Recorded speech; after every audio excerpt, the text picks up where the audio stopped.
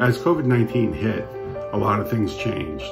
For example, I got a beard, and also employees started working from home. So we have customers that had 10,000 employees working at home, and the next day they had 45,000 more. Initially, that put quite a strain on their network. They called us, they had an issue.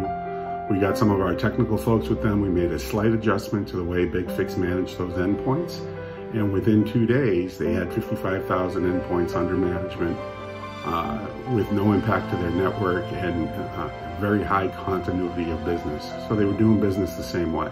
As we work through these uncertain times of COVID-19, I take pride in the fact that I work for an organization who makes it clear that its priorities are its people, its clients, and then being a good global citizen.